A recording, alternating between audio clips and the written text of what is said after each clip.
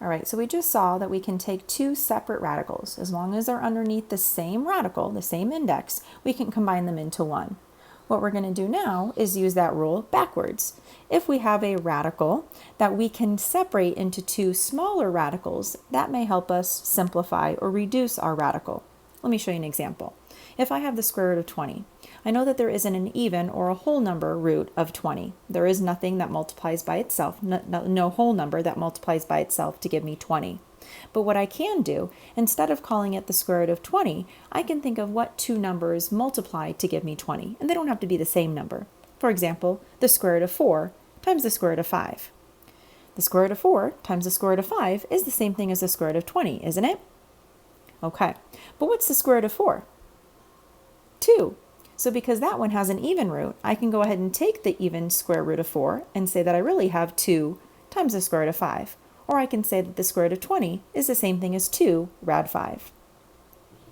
So this helps us simplify or break down our square roots or cube roots or any type of radical, kind of like reducing a fraction. Okay? It says here, from now on, we will make the assumption that a radicand cannot represent a negative number raised to an even power. We will discontinue the use of absolute value notation unless functions are involved. So if we're using f of x, g of x in graphs, we need to make sure that we're careful with those absolute values on those even roots. Let's look at example number 2. Example number 2 asks us to simplify, and it says simplify by factoring. I'll show you what that means. So look at 2a. It says the square root of 300. I'm not sure if there's a number that multiplies by itself to get me 300. But what I can do is try to simplify this. I can figure out what numbers multiply together to give me 300, and they don't have to be the same number. What I also might want to think of is there is an even square root number that I can multiply to get me to 300. For example, the square root of 3 times the square root of 100. I chose those two numbers because I know the square root of 100 is really just 10. So I can say that the square root of 300 is the same thing as 10 times the square root of 3, or 10 rad 3. If you weren't sure what numbers multiplied to 300, especially what perfect squares multiplied to 300, what you could do is you could factor tree. I could take 300 and I can figure out what numbers multiply to 300. I said 3 and 100. Then I can take the 100 and break it down into 10 times 10. As soon as I see two of a kind, because that's what a square root is, I can go ahead and say that the square root of 100 is 10. If I have pairs, then I can bring them outside. If I have any lonely numbers, those stay on the inside. Kind of like when you had friends and you were a kid. If you have friends, you go outside to play. If you're lonely, you stay inside and play video games. Let's try that same idea with b. I have the square root of 18 x squared y, and we want to see if we can simplify. I don't think there's an even square root of 18, but what I can do is I can try to factor tree. I know that 2 times 9 multiplies to 18, and I know that 9 breaks down into 3 and 3. As soon as I see the two of a kind, I can take those and bring those outside, and then the lonely 2 stays inside. Now I also have two x's. I have an x squared, which is an x times x. I notice that there's a 2 of a kind, and those can also come out. But there's one lonely y that's inside by himself. So I have the 3 that came outside, I had the group of x's that came outside, and then I had the lonely 2 and the lonely y inside my radical. So the square root of 18 x squared y really simplifies into 3x times the square root of 2y. Let's do some more. The cube root of negative 72 x cubed y cubed. Let's break down negative 72. And I know that I can have a negative because it's an odd, so I'm okay. What multiplies to negative 72? I said negative 8 and positive 9. Then I took my 9 and I broke it down into 3 and 3, and I took my 8 and I broke it down into negative 2 and 4. And then I took my 4 and I broke it down into negative 2's so that I can make sure that I had the right amount of negatives. Now, because I have a cube root, I'm not looking for 2 of a kind anymore. I'm really looking for 3 numbers that multiply. So I'm looking for groups of 3. I notice that I have a group of 3 negative 2's. Those 2's come outside together. I don't have enough 3's though to come out. I know I have a pair, but because this is a cube root, I'm looking for groups of 3. And since I don't have enough, then the 2 3's have to go inside still. If they go back inside, you're taking 2 3's, bringing them back inside the radical. You really have 9 inside, 3 times 3. I also have 3 x's, 1, 2, 3. That's a group of 3 that can come outside. And I have 3 y's that can also come outside. So let's see what we have. We have the -2, that group of -2's. We had the group of x's that came outside. We had the group of y's that came outside. But remember, we had the lonely 3 and the lonely 3, which is 9, that stayed inside the cube root. Now, a lot of students make the mistake and they forget the little index and they say -2xy times the square root of 9, which is not the correct answer. Please be careful and make sure that you keep that index because it's really important. It makes a huge difference in your final answer. So make sure you keep that index and you say the cube root of 9. Let's do another one. The square root of 175y to the 8th. Let's break down 175. I know that 5 times 35. I know 35 can be broken down into 5 times 7.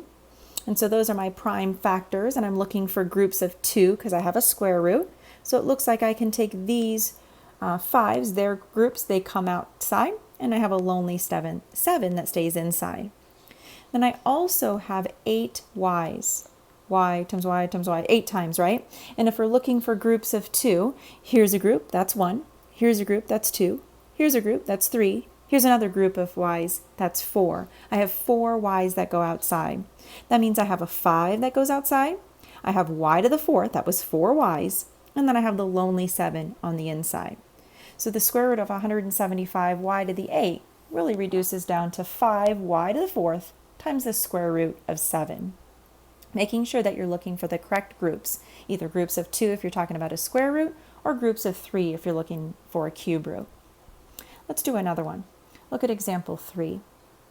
Example number 3 says, if f of x is the square root of 3x squared minus 6x plus 3, find a simplified form for f of x. Now, because we're working with functions, assume that x can be any real number, so we need to be careful with negatives and absolute values. So if I look at this f of x and I want to simplify it, I notice that I have 3 terms, a trinomial, and in each of those terms, it looks like I can GCF out of 3, so I'm going to do that first. When I take out that 3, it looks like I have a leftover trinomial, and I'm going to try to basic factor. I want to figure out what numbers multiply to 1 that add to -2. I got -1 and -1. So I end up having the square root of 3 times x minus 1 times another x minus 1. There happens to be 2 x minus 1's, so I can really say that I have an x minus 1 squared. Well, if you notice, then I can actually take this radical and I can separate it into 2 different radicals. I can really say that f of x is really the square root of 3 times the square root of x minus 1 squared. Do you remember from a previous section that if I have the square of a square root, or the square root of a square, that those end up canceling each other out, and I would be left with an x minus 1. But remember, because we're dealing with square roots, and when we simplify with variables, if my final answer has an odd exponent to it, I need to make sure that I use absolute values. So really my final answer should be the square root of 3 times the absolute value of x minus 1. All right, let's do one last example in this video. Let's do some more simplifying. These ones have a cube root and then a fifth root. So let's talk about that a little bit. So when we simplify, remember we're looking for groups of. In A, we're looking for groups of 3. In B and C, we're looking for groups of 5 now, because now we have a fifth root. So let's see.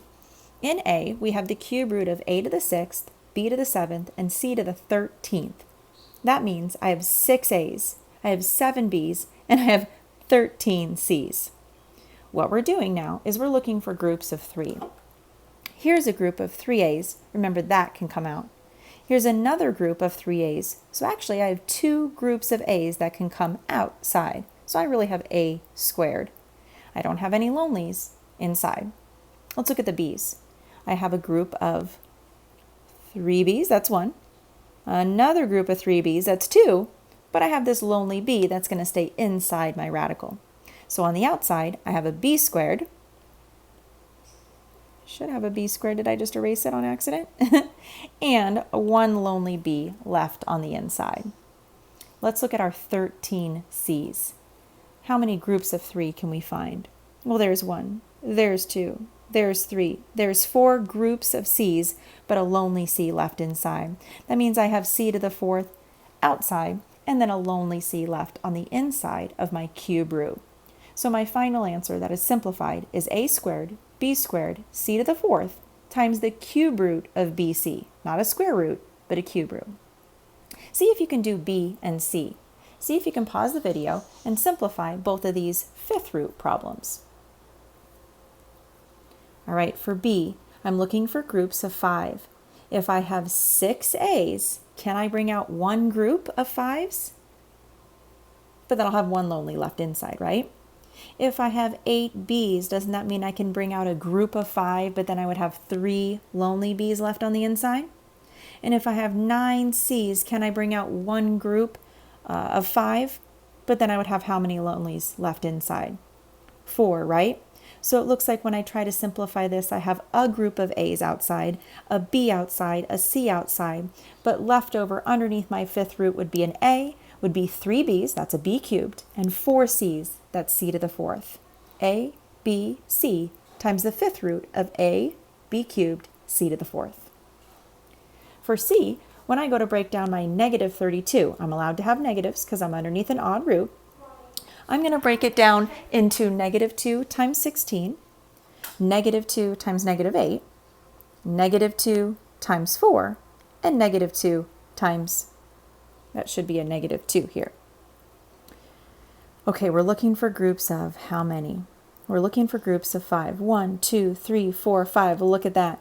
I have 5 negative 2's. I have no other lonely numbers, so I can take all of that group and bring it out as one negative 2. I have 7 A's. I'm looking for groups of 5. That means I can bring out one group and I'll have 2 lonelies. I have 11 B's. How many groups of 5 is that? It looks like that's 2 groups of 5 that I can bring out, and then I'd have one lonely B on the inside. So here's what I would have for my final answer. I can take out that negative 2. I can take out a group of A's, that's A to the 1st. I can take out 2 groups of B's, that's B squared.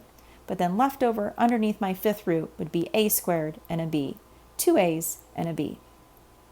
Make sure that you understand how to simplify radicals. We're going to be using this a lot in the next videos and a couple of the other sections in Chapter 10.